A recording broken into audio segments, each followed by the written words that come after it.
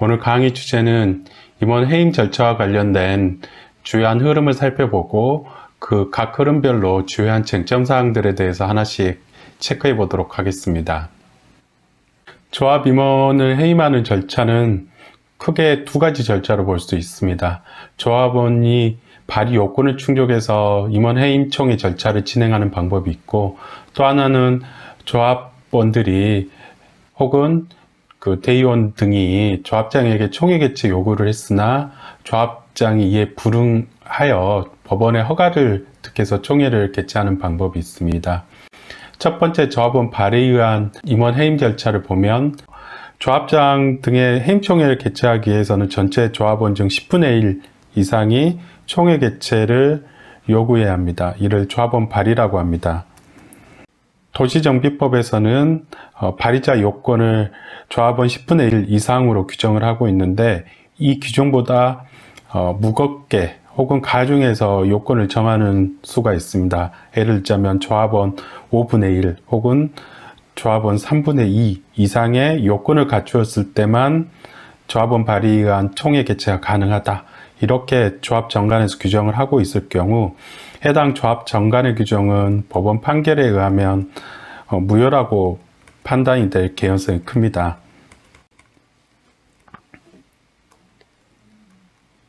이러한 발의자 요건은 총회 소집 공고 및 소집 통지 시까지 유지되어야 하고, 최소한 총회 개최 전까지는 이러한 절차가 유지가 되어야 합니다. 만약 그 이전에 일부 조합원이 발의 의사를 철회하여 발의자 요건을 충족하지 못하게 된다면 해당 총회 자체는 하자가 있는 총회가 될 수가 있습니다.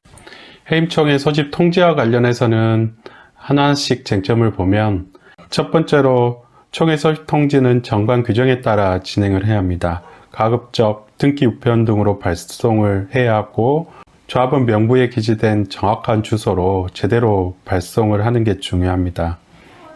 회의 개최 14일 전부터 회의 목적사항, 안건, 일시, 장소 등을 게시판에 게시해야 하고, 조합원 전원에게 회의 개최 7일 전까지 조합원에게 통지를 해야 합니다.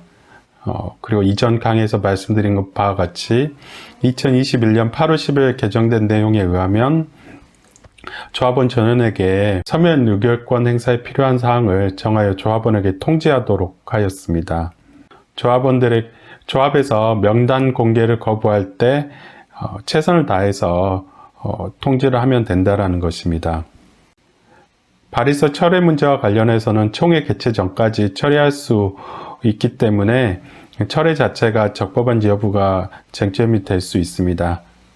해임 안건 상정과 관련해서는 이전 강의에서도 말씀드렸듯이 하나의 총회에서 조합장과 임원 해임을 동시에 진행하고자 할 경우 해임 안건은 임원별로 각각 상정해서 조합장하고 임원별로 각각 해임 안건에 대한 찬반 의견을 거치고 의결 절차를 진행해야 함을 말씀을 드렸습니다.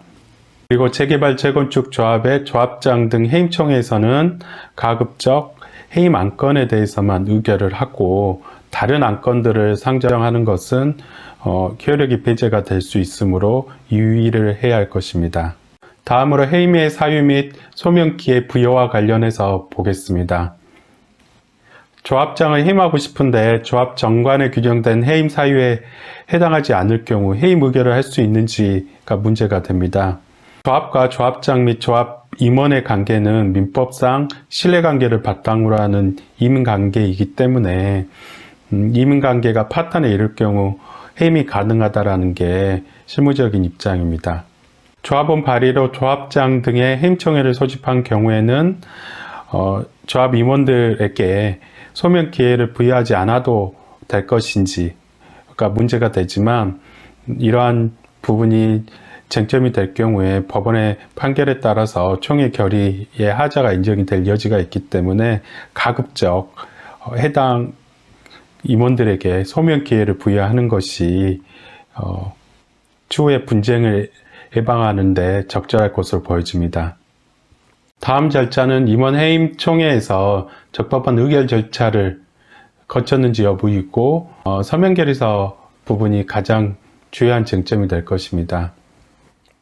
서명결의서와 관련해서는 최근 법이 개정돼서 서명결의서 자체를 반드시 부재자 투표에 준해서 행사 기간 및 일시, 장소 등을 반드시 사전에 통보를 하고 서명결의서 행사 당시에는 본인 여부를 반드시 확인하도록 되어 있기 때문에 서명결의서와 관련된 예전 판례들, 실무적인 내용들은 더 이상 유효하지 않을 것입니다.